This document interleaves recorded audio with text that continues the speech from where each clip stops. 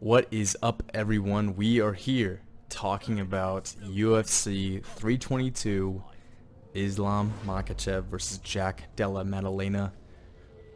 This one is one of the best cards we've had all year, and I cannot wait. This is a fight that I've been really anticipating ever since Jack won the belt back in May against Belal. This has been like on my main focus. I could not wait for this matchup to get announced. I had a feeling it was going to get announced for Madison Square Garden, which is what happened, and it's awesome. I can't wait to watch this. This is going to be amazing. But yeah, I'm going to go over each fighter and kind of try to break down where I see one having more success than others and my final pick. So this is going to be like my first kind of episode and hopefully a series of many, where it's a fight in focus, where I specifically target one fight on a card, whether it be a fight night or a pay-per-view event, and I try to break down as much as I possibly can, go over tape, and try to make a pretty accurate prediction at the end. Obviously, I've done this in the past with Dracus Duplessis versus Khamzat Chimaev. I picked Dracus to win by just, I think, KO, I believe. But I said I wouldn't be surprised, and I'm actually favoring it to go to a decision, which I was kind of right about. So I was right about it going to decision. I wasn't exactly right about how dominant Khamzat would be over Dracus. But I won't go too into detail with that, but just to kind of get that out of the way. But I'm hoping this one goes a little bit better for me. Hopefully my prediction's a little bit more accurate this one. So first off, before we get into like the specific videos and fights I'm going to break down, let's go over the statistics and stats of Jack Della Maddalena and Islam Makhachev. So Jack Della has a record of 18-2, coming off of an 18 fight win streak, with his only 2 losses coming with his first 2 fights in MMA. So he lost his first 2 debut fights in the MMA, and then now is on an 18 fight win streak, with coming off that win against Belal Muhammad when he won the belt in May. Islam Makhachev has a 27-1 record. His only loss coming off of this like fluke KO a while back against someone you probably never even heard of. So I'm not even going to go into detail. But obviously 27-1, a super stellar record, and something that makes you a little scared. But both guys are pretty similar in height. Jack Della has a 1-inch height advantage, but honestly, I know the narrative has been, Jack is gonna be too big for him, and Islam's too small for welterweight division, which I mean is a fair thing to say, just because it is going up 15 pounds from 155 lightweight to welterweight. It's a big jump. It's a big jump. Most of the weight class jumps are around like 10 pounds or so, but this one's around 15, so it's quite a bit. But I don't think it's gonna be that significant. I don't think we're gonna see, a significant difference in just like the stature of both the guys. But we'll have to see until fight day. I think Islam's going to be pretty bulked up and ready for the fight. There's 2 different reaches that has been recorded. I know like on the UFC website, this is also the UFC website I'm looking at, but they show different reaches for both guys.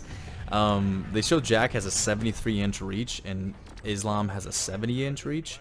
I've seen it be like 70.5 as well. So I'll just say like Jack has a 2.5 to 3-inch reach advantage, which is an advantage obviously, but not super significant. But still, Jack does have now a height and a reach advantage over Islam. For the stances, Jack switches between southpaw and conventional and orthodox all the time. It's like his bread and butter is just switching stances constantly. Similar to kind of like how like Volk just like flows in and out of stances. And then Islam's primarily southpaw. He doesn't really switch stances whatsoever. So there's that. Big discrepancy in strikes landed per minute. Jack Della lands about 6.84 strikes per minute, while Islam only lands 2.63, which is kind of insane. Jack lands almost about 3 times the significant strikes per minute than Islam Makhachev, which is a big difference. That is a huge, huge difference. But their striking accuracy is about the exact same, 52% versus 58%. The strikes absorbed, Jack absorbs about almost maybe like 3.5 times more than Islam does. You can see it on screen right now. Jack absorbs around 4.5, while Islam only lands or absorbs around 1.5. And that could be, you're laying out a lot of significant strikes, so you're bound to get hit more. In my opinion, and we'll go over the fights as well in the future. This is gonna be a long video, so sorry, but I wanted to make this as long as I can, just because I want to be as detailed as I possibly can. So there's really no rush on the time limit on this. But when it comes to a fight with Jack, I see and I feel like while I watch it, the numbers that, like, for instance, like Belal landed on Jack isn't accurate. I think Jack was really defending well against those strikes, and I think his defense should actually be better than it shows. It shows at that 64%. Same with the Kevin Holland fight.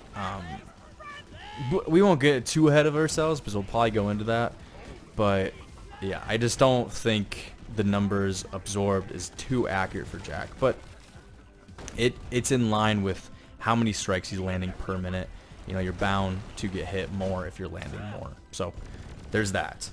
Moving on to grappling, obviously Islam Makhachev has a huge, huge advantage in the grappling game. Same with, the takedown accuracy, the submissions. It's not even close when it comes to that. But I think the biggest thing that we're all kind of waiting on is the takedown defense.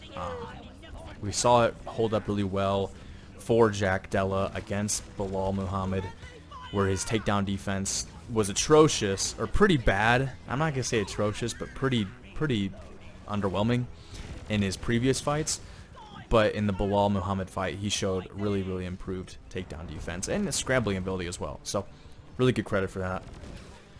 So now that we got that out of the way, the statistics of both the fighters, let's go over each fight in particular. So I'm going to focus only on one specific fight per fighter. Obviously, I've watched more fights. I've watched every single fight of Jack. I've watched like half of the fights of Islam, because he's been in the UFC for quite a while and has a lot of wins. He's coming off a 15-fight win streak in the UFC just alone. He's almost about tied with Anderson Silva, which is a pretty big step and a huge milestone if Islam can get this win in November. So the specific fights I want to go over is Islam Makhachev versus Dustin Poirier, which was actually fairly competitive, even though the odds had you thinking otherwise, and also just the fact that Dustin Poirier maybe wasn't in his prime at the moment, and just how dominant Islam has been. So we'll go over that one. We'll touch on the Islam Makhachev fight versus Volkanovski fight as well, just because that's a very competitive fight. And even though I do think the Dustin Poirier fight is a little bit more similar to something like a Jack Della, I think the Volkanovski is interesting because, this is the matchup that's going to determine if Jack can get Islam back for what he did to Volk. If you don't know, Islam has beat Volkanovski twice. First one, a very competitive decision win, where some people actually had it for Volkanovski. It's really competitive.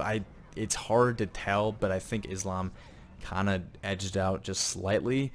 But you got to give a lot of credit to Volk. And then they rematched, and then Islam KO'd him in, I think, the first round. I think it was like over half a round, a little bit. So not a good look. So this is like the whole narrative where Jack is trying to get back for Volk and get revenge on Islam. So there's that. But we'll mainly focus on the Dustin Poirier fight just because Dustin is primarily a boxer. He did pretty well in the takedown defense and defended well in the submission department up until, he got submitted. Spoiler alert. But we'll go over that fight. For Jack Della, we're going to go over the Belal Muhammad fight. as I just think that's like probably the most like one-to-one kind of comparison you can get. I mean, Belal has trained with the Khabib guys, you know, that kind of like group of people in Dagestan. Belal is a heavy pressure wrestler.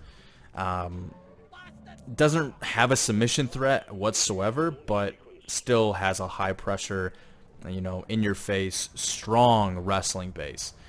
So that's going to be a good comparison when talking about both Jack and Islam. And that's the most recent fight that Jack has had, and he looked pretty extraordinary in it.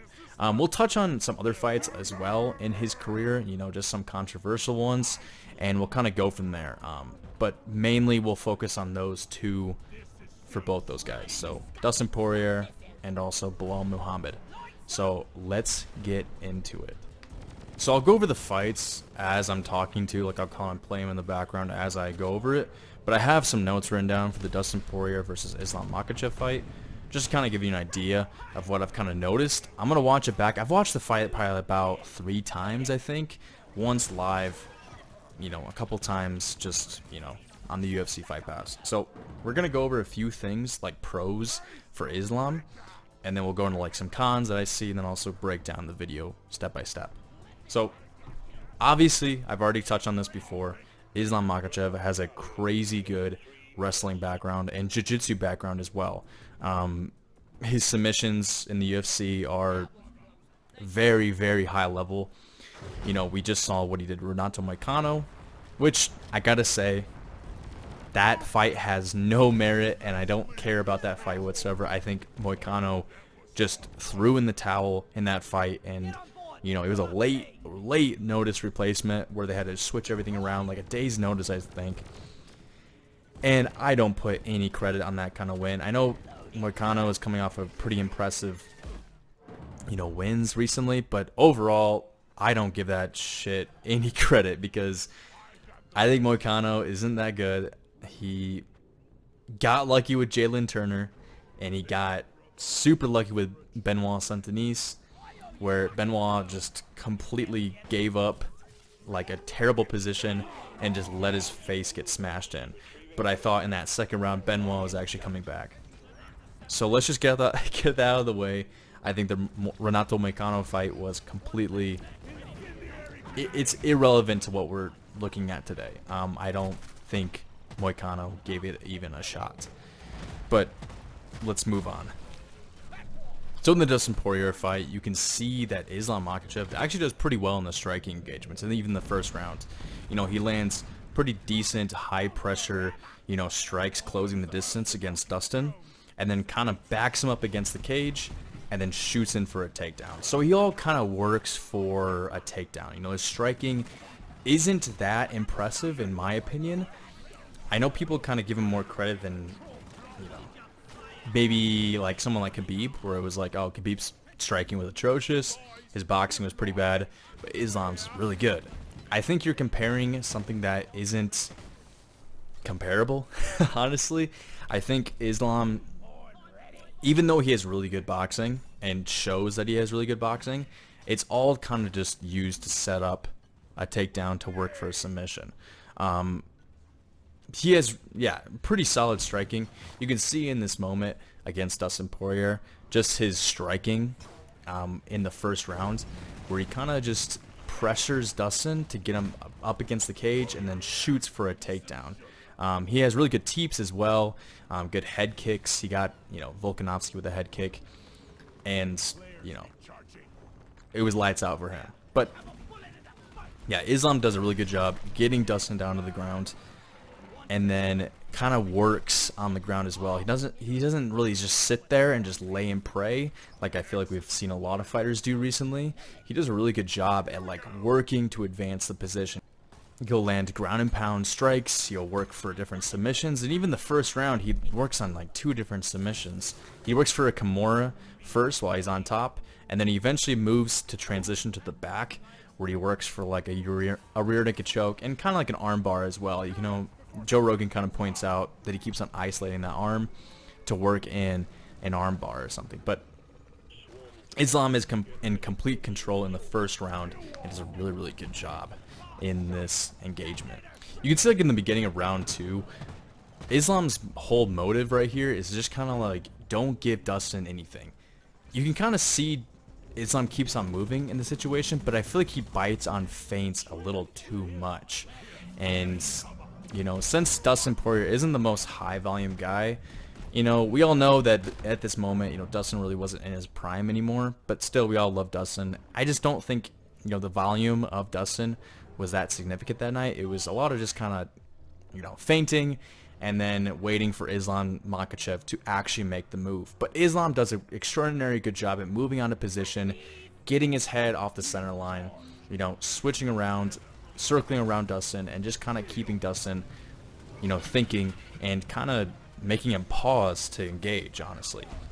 But you can kind of see in the first grappling engagement in the round 2, Islam goes in for a single leg in the center of the octagon, but Dustin does a really good job at scrambling out and getting out of that. He eventually lands up on the cage, which, you know, is beneficial for Islam, but regardless, now Dustin has defended that takedown and they're back on the feet.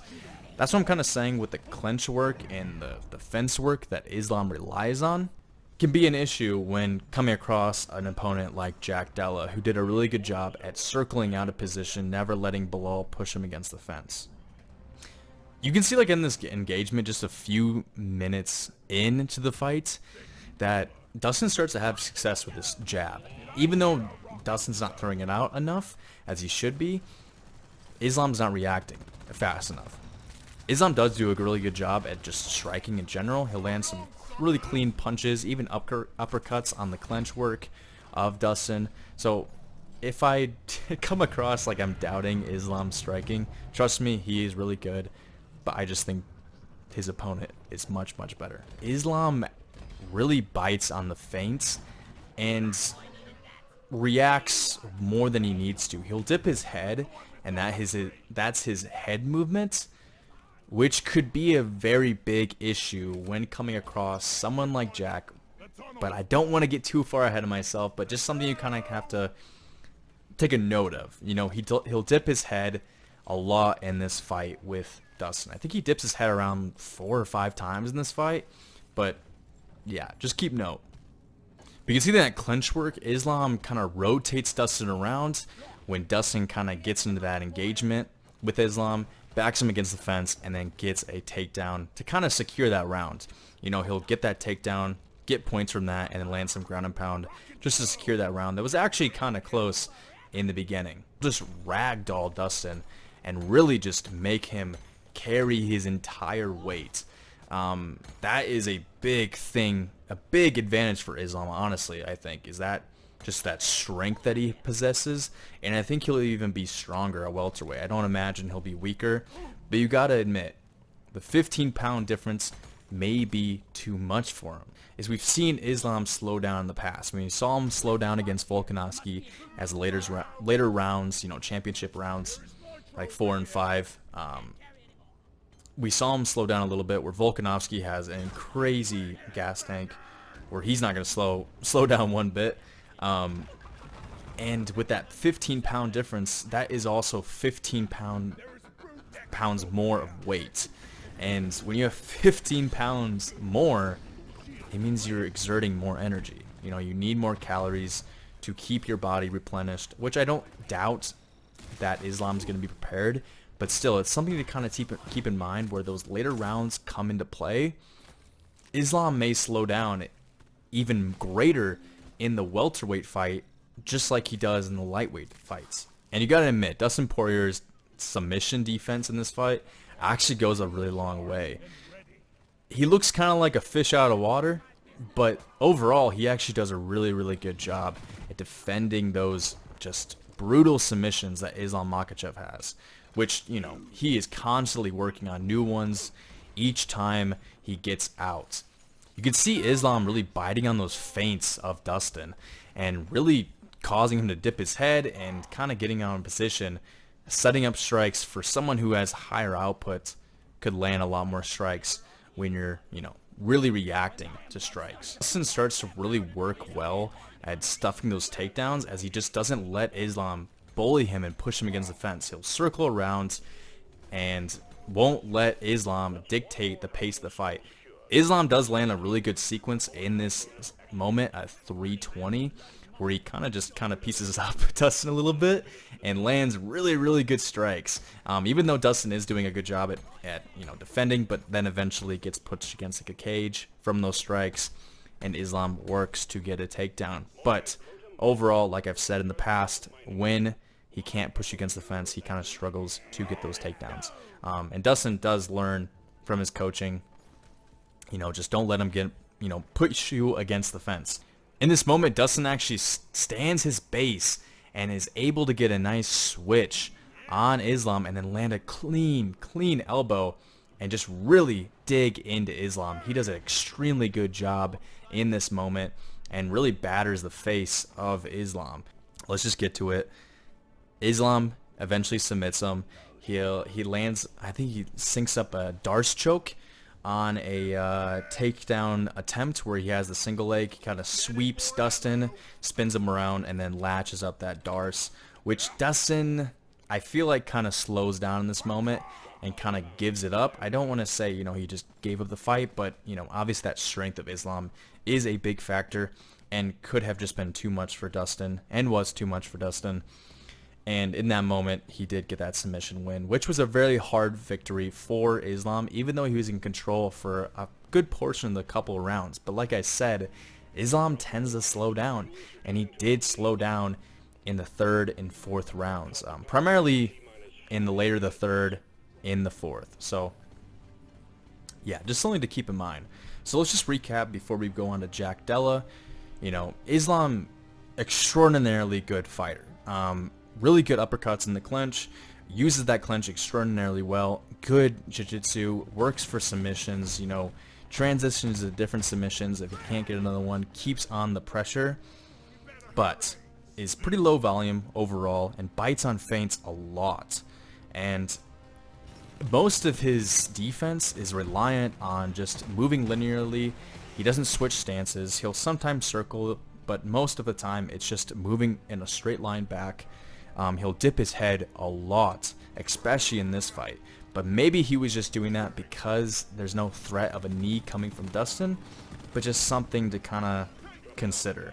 And then obviously he kind of struggles to take you down in the open. Something I also want to highlight, those striking engagements where he kind of gets a little opposition and gets a little, I'm trying to think of the word, heavy with his punches, where he kind of just starts swinging and gets some of those like wild engagements. He won't move his head. And I think in a moment where someone like Jack is, constantly switching stances and moving around and moving his head, he's going to be able to piece up Islam in those striking engagements. Let's get into Belal Muhammad versus Jack Della Maddalena. Now I gotta say, right off the bat, before we get into this, Belal Muhammad is a good fighter. I don't understand the hate. I get he's boring, he doesn't get finishes, but he's a good fighter. I think this win for Jack is really good, and I think it's going to age actually better. I think Belal's actually going to beat Ian Gary.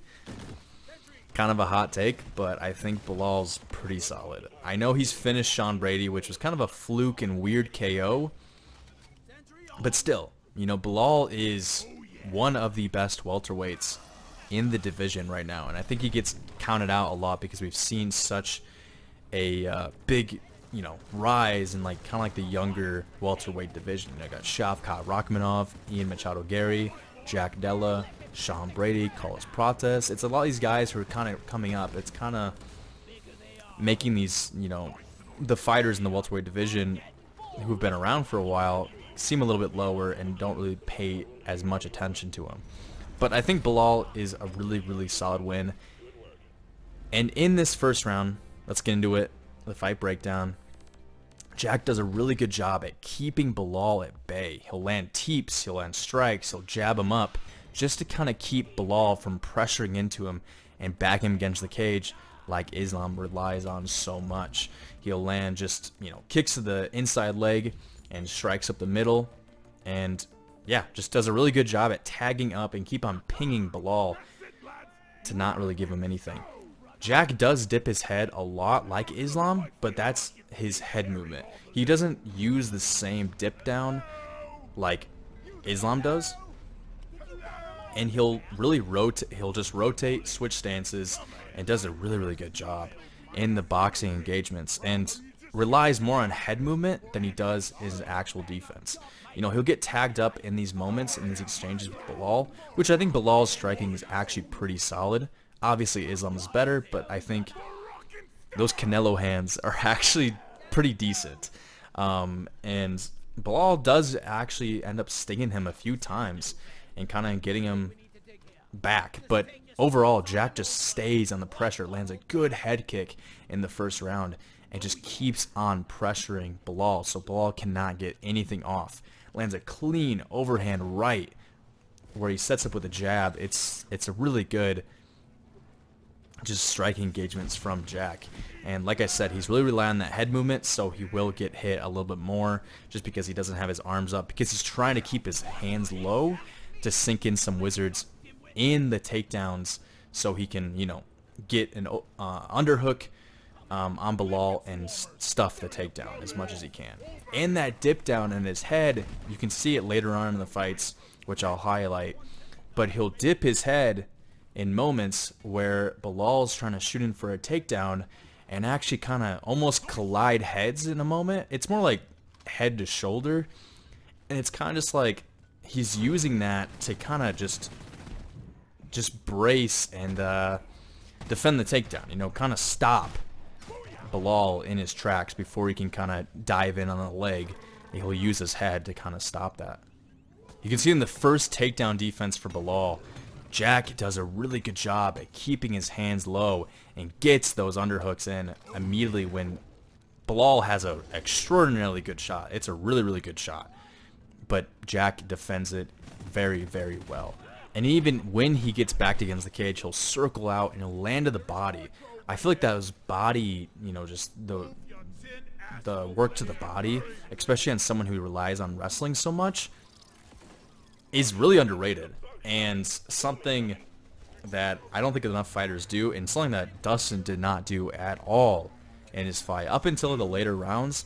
But in immediately the first round, Jack is investing into that body work to just slow down the cardio of someone who has extraordinarily good cardio in, you know, Belal Muhammad. In this moment, they get into a pretty heavy strike engagement where Belal works in the clinch. Jack is pushed against the fence. Jack does get hit a few times, but he lands uppercuts, tries to land an elbow, and try to land some punches in close. But overall, he's just punishing Belal every time he tries to close that distance. And to be quite honest, just watching the Dustin Poirier fight and Belal Muhammad fight back to back, there's some similarities with the striking of Belal and Islam. Like, it's pretty evident and it's kind of interesting. In this moment, Jack does an extremely, extremely good job at, while Belal tries to pressure, he'll move his head out of position, switch stances, and then go right into a clean right hand that something goes flying from Belal. I don't know what the hell that was, but it's a very, very clean right hand, and still dipping his head. Obviously, Islam does have pretty good knees as well. He landed a few clean ones on Dustin, so that is obviously a flaw where, you know, Islam could exploit. Him dipping his head, kind of just bolts kind of colliding into each other, that just stops Belal in his track from getting that takedown. It's actually a pretty good technique that Jack developed. You can see Jack's success when he keeps his hands low. He'll kind of shove that arm right into Belal so he can't get in on those legs, and really just stops him in his tracks. Does a really good job at takedown defense in the first few rounds of this fight. Really good stick and move from Jack, just switching stances, keep on Belal guessing. Really good head movement. You can just see the elite boxing that Jack has. And Jack continuously does a good job at just those teeps to the body, head movements. But those teeps to the body are a pretty big point in this fight where, you know, it is going right to that belly of Belal, and that cardio is going to just diminish over time. And that body work, you know, it will just you know, for a wrestler, that is their issue. Like, if you do that on someone like Merab, I think you could have a lot of success. Jack punishes Belal over and over again as Belal tries to pressure him against the fence, but he can't do anything. I think it would have been beneficial for Belal in this moment to shoot for a takedown, which he eventually does and almost gets it, but still, Jack does a really good job at defending it. Belal starts grabbing the shorts, but hey, Jack still defended, so whatever. You can see, though, even in the championship rounds, Jack just doesn't slow down, and even coming across as someone with such good cardio like Belal, it's still not enough to slow down someone like Jack. Jack just constantly moves his head, circles out of position, lands strikes, lands jabs, everything. And there's just no sign of Jack slowing down, and people had a lot of doubts because this is his first 5-round fight. Going into this fight, he had never fought a 5-round fight, not even in a fight night main event or anything like that. So this was his first one, and he showed that he has extraordinarily good cardio. I keep on saying extraordinarily. I gotta think of a different word. In the 4th round, this is the first time that Belal actually manages to get a takedown. Jack does a really good job at tripoding up, keeping his base, defending against the knees of Belal, and try to work in the scramble and get those underhooks and get him out of position, where now Belal is the one up against the fence. Moving on to the 5th round, I feel like that's where we see the biggest tell of Jack's performance. Jack comes out like he needs to either get a finish or has to win this round. This is what it comes down to. Because overall, I had it 3-1 going to the 5th. Overall, I had it 4-1 in the end, but I've seen arguments where Jack won all 5, and watching it back as many times as I have, I believe that. I think Jack actually won every single round in this fight, and should have been a 50-45, but I think it would have been more sense for it to be a 49-46. But Jack just continuously moves out of position, even when Belal tries to pressure him, even when Jack's back is against the fence, he'll continuously move his head, jab him up, land clean strikes, move out of position, and then work back into the middle of the octagon. Lands a flush knee on Belal, which I think is a big factor when going against someone like Islam. He busts up Belal really bad in this moment with that really nice knee. And, you know, like I talked about earlier with Islam, he'll duck his head quite a lot, especially in the Dustin Poirier fight. Belal eventually does work into a takedown where he kind of times a strike of Jack and does a really good job in this engagement and really tries to work his position on top. Like I said in the past, Jack does a really good job at just kind of keeping his calm, keeping Belal in close. Obviously, Belal really doesn't have a lot of, or if any, submission threat, but Jack just stays calm and then finds an opening to explode up, pushes Belal basically off of him, but just continuously lands clean elbows in those strike engagements where Belal comes in close. He comes to a really close point where he almost KOs Belal. If he would have just stayed under the pressure, I think he would have got a KO, because he really backs up Belal, strikes him against the fence, beats him up, works to the body, head, and just brutalizing Belal. But here's a big thing that I want to highlight. Even though Jack is on his back and accepts this position, he rolls in this awkward position where he kind of like rolls to his back. And this is a very similar style to that of Craig Jones, where Craig Jones does like these awkward scrambles. Really good work by Jack, and obviously very similar to something like Craig Jones would do. I think the technique that Craig Jones kind of talks about is like the octopus, but I could be wrong. I gotta kind of look into that a little bit more. Maybe I can put a clip in this video so you guys can kind of see what I'm talking about. But it's actually pretty successful for Jack, and just makes it awkward for Belal. I think in this entire 5-round fight, Jack does a really good job at staying in control of this fight. So, after digesting both fights, Dustin Poirier versus Islam and Jack Della Maddalena versus Belal Muhammad, what is the final verdict? I know I probably sound a little biased when it comes to watching the Jack fight, but it's a pretty fun fight style, and it's really exciting to watch. Like I said, Jack's just striking, his boxing, his kicks, his knees, even his takedown defense has looked really, really good and has improved exponentially, in my opinion. Islam is obviously a really well-rounded fighter with really good, solid boxing. Uses knees, uses the clinch work to kind of punish you in close, landing uppercuts, and works in that clinch and kind of gets you out of position to use that octagon to his advantage to set up takedowns. On top, in control, he'll land ground and pound, work on different submissions, always transitioning to different jiu-jitsu submissions over and over again. Both really, really good fighters, with Islam obviously having the higher just pedigree of fights and wins. Wins over Volkanovski, wins over Renato Moicano, Dustin Poirier, Charles Oliveira, where he submitted Charles. I don't know what Charles was doing in that fight, but yeah. Anyways, he is on a generational win streak and is one of the best fighters in the UFC right now. Has the Khabib team behind him, with Khabib training him. Khabib was undefeated. This is a big step up in competition. Or I shouldn't say big step up, I mean it's a big moment for Islam. It's a big moment for Jack too. A lot of history goes into this fight where Islam is working to get a second belt,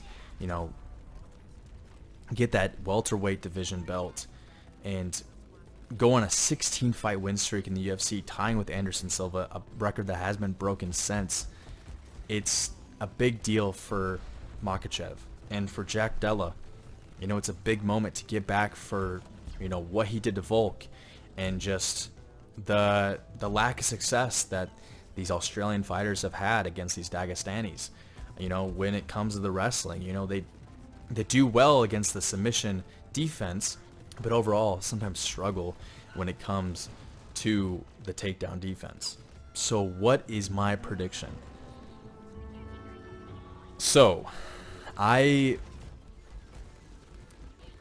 really like Jack. I think he's a really good fighter. I love his fighting style. But I'm just kidding. I'm picking Jack. I think Jack's going to win this fight. I think he's being severely overlooked by a lot of guys. I know his record isn't as great, coming off a win against Belal, which is, I think, a really good win, and then before that, KOing Gilbert Burns, where he was down 2 rounds to 1 on 2 of the 3 judges' scorecards. He was going to win, or he was actually going to lose that fight, my bad, but landed that nice KO, or that knee on Gilbert as he scrambled out of a takedown, and tried to do that same thing on Belal as well. But yes, I'm picking Jack Della Maddalena to win this fight. I honestly think the only way Islam can win this fight is via submission. I don't think he can win decision because Jack's volume will just be too much. But I think it just goes to show that Jack has the cardio to go against someone like Islam, where he can come back in the 4th or 5th round, where he can land, more strikes than Islam and win that decision if it comes to that. So I think Islam's only path to victory is that submission, which I'm obviously scared for Jack because, like I said, Islam has world-class submission ability and just overall grappling. But I think Jack's path to success is that pressure that he'll land on Islam and just kind of punish him in those moments. And I think what actually is going to happen is Jack is going to get a TKO on Islam in the later rounds. I'm going to say like 3rd or 4th rounds in the fight. I think Jack's going to land a knee.